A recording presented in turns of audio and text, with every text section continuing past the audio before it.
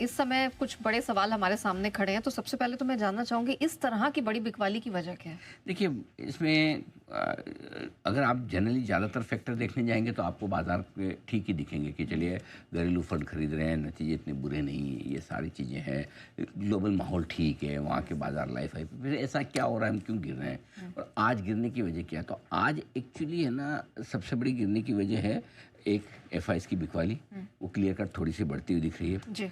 दूसरी वजह यह है कि घरेलू फंड्स की खरीदारी भी थोड़ी सी धीमी होती हुई दिख रही है, नंबर 2। तीसरा ये कि रिटेल इन्वेस्टर जो तीसरी मासिक की, वो बिल्कुल खरीदने के मूड में है नहीं, वो तो ले लेके फंसा हुआ है, तो वो सोचता है कि मेरा एक स्टॉक लिया वो बिके तो मैं दूसरा लूँ। करेक्ट। तो इसलिए तो पहले बिकवाली का दबाव एफआईएस, खरीदारी का अभाव लोकल और रिटेल, ठीक है। अब आप ये सोचो कि एफआईएस ने ऐसा क्या हो गया कि आज अचानक बीच में ऐसा लगा कि बेचना थोड़ा कम कर रहे हैं, बढ़ा क्यों दिया, स्पीड क्यों बढ़ाई बेचने, तो उसकी वजह बजाज फाइनेंस की कमेंट्री। आज सुबह हम बात कर भी रहे थे कि बजाज फाइनेंस के नंबर कमज़ोर हैं, घटना चाहिए, गिरना चाहिए शायद, लेकिन राजीव जैन साहब को मार्केट काफ़ी पसंद करता, तो उनका 2028 तक का कार्यकाल है, उस वजह से ना घटे ना, वो देखने वाली बात है। अब हो ये रहा है कि कहीं न कहीं बजाज फाइनेंस के नतीजों से बाजार में लोगों को ये लग रहा है कि कहीं न कहीं इकोनॉमी में धीमेपन के संकेत आते दिख रहे हैं। अच्छा। वो लोन ग्रोथ धीमा होने की बात कर रहे हैं, इकोनॉमी में थोड़ा स्ट्रेस होने की बात कर रहे हैं, थोड़ा लोन्स की रिकवरी में थोड़ा सा उन्हें ऐसा लग रहा है कि वो मज़ा नहीं दिख रहा।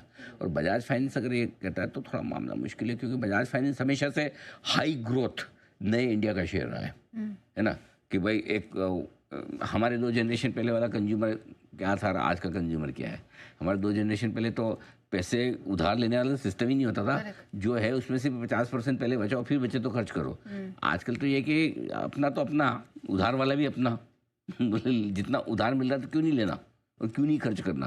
तो क्रेडिट बेस्ड इकोनॉमी वाली जो हमारी शिफ्टिंग हो रही है, उसका सबसे बड़ा प्रॉक्सी प्ले तो बजाज फाइनेंस है आपका। और अगर बजाज फाइनेंस, और अब क्या हुआ, बजाज फाइनेंस के साथ लोग वो डॉट्स जोड़ना शुरू करते हैं ना, यार एचडीएफसी बैंक भी थोड़ा थोड़ा तो ऐसा ही बोल रहा था, अरे आईसीआईसीआई बैंक के भी नंबर अच्छे आए, लेकिन बाद में इसीलिए नहीं चला, तो फिर क्या वो 1 और 1 11 होने लगते हैं ना। वो आज पूरा टॉक ऑफ द टाउन जो है वो मार्केट में, वो पूरा का पूरा बजाज फाइनेंस की कमेंट्री का है, और उनको लग रहा है कि धीमेपन के जो संकेत, और यही वजह कि बैंक निफ्टी भी आज पिट गया। करेक्ट। नहीं तो अब तक मजबूत बैंक निफ्टी था, और लग भी रहा था कि बैंक निफ्टी लीडरशिप रखेगा, तेजी होनी तो ऐसा। लेकिन जब अगर इकोनॉमी की बात है तो फिर गिरने में आपका कौन सा आगे रहता है? बैंक से एनबीएफसी, आज दोनों की पिटाई ही जो है। फिर कौन गिरने में आगे रहता है? सरकारी कंपनियां, देख लो पीएसयू गिरा। तो पूरा आज नया कंसर्न हमने अपने आप पैदा किया अंदर से कि क्या हमारी इकोनॉमी थोड़ी ढीली, धीमी, सुस्त, वॉट एवर नेम यू से, लेजी, आलसी, ऐसे होने के संकेत आ रहे हैं क्या? अब है नहीं है, होगा नहीं होगा वो भगवान जाने, वो समय बताएगा। लेकिन डर आज बाजार को ये है, वो मैंने आपको बता दिया, इस वजह से बाजार आज पिटे पड़े हैं। ओके। तो फिर सर ऐसे में 2 चीज़ें, ये जो नतीजों वाला फैक्टर था जिसको देख के हम सोच रहे थे कि हम निवेश करेंगे या खरीदारी करेंगे, अभी वो थोड़े टाइम के लिए साइडलाइन हो गया। हाँ, मतलब सी बेसिकली कोई देखो, एक दिन में इकोनॉमी खराब नहीं होती, एक दिन में अच्छी नहीं होती, करेक्ट। और एक बजाज फाइनेंस के बोलने से खराब भी नहीं हो जाती, अगर सारी कंपनियां बोलती तो अच्छी भी नहीं होगी, सारी खराब बोली है। तो थोड़ा सा देखिए, वेट एंड वॉच वाले मोड में रहिए, कोई भी एक्शन बड़ा हड़बड़ी और ज़बरदस्ती करें। अपना फंडा बहुत क्लियर है, और मैं बार बार पिछले 15 दिन से नेहा आपने जितनी बार पूछा मैंने कि वो शेयर लेना ही जहाँ नतीजे खराब आने का बिल्कुल भी डर हो या खराब आया हो, क्योंकि नतीजे खराब आने का डर है, नहीं इस क्वार्टर खराब आएगा, अगले वाले को पता नहीं कितना बड़ा एक्सीडेंट हो जाए इस क्वार्टर, या जिसके खराब आए आपको लगता है यार ठीक है ना, आगे खराब होगा। तो जहाँ नंबर्स का जरा भी डाउट है, या तो खराब आया या आने वाला है, वो नहीं लेना। उसके अलावा आपकी जो मर्जी पसंद आए लो, अदरवाइज दिक्कत नहीं है। रिजल्ट पे आपको कॉल नहीं लेना कि अच्छा, जहाँ खराब आने का डर वो अच्छा ही जाएगा, या जब खराब आ गया आप ये सोच लो कि अच्छा ही जाएगा, भले वो बोल रहा है 6 महीने बाद करूंगा, ठीक है मैं 3 महीने बाद फिर सुन लूंगा तुम्हें। तो जहाँ रिजल्ट का 100% कॉन्फिडेंस है वो वही खरीदना, बाकी रुक जाना है। तो फिर निफ्टी बैंक निफ्टी अभी बॉटम नहीं पकड़ूं अभी कुछ टाइम के लिए? सी है ट्रेडिंग रेंज के तो बॉटम पे ही आप 24,800 के नीचे बंद होंगे थोड़ा, तो फिर आपके लिए नेक्स्ट थोड़ी नीचे की जगह खुलती है, तो आई थिंक क्लोजिंग बेसिस पे होल्ड करना चाहिए। अब प्रॉब्लम है कि 25,000 आपका माउंट एवरेस्ट हो गया आज, तो 25,000 को पार, तो आपको कहीं ना कहीं 24,800 से 25,000 की रेंज में आज क्लोज होना है।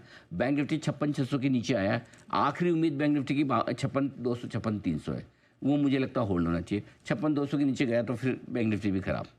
तो इसलिए मुझे लगता है कि आज तो हम नहीं तोड़ेंगे, अगले हफ्ते देखेंगे।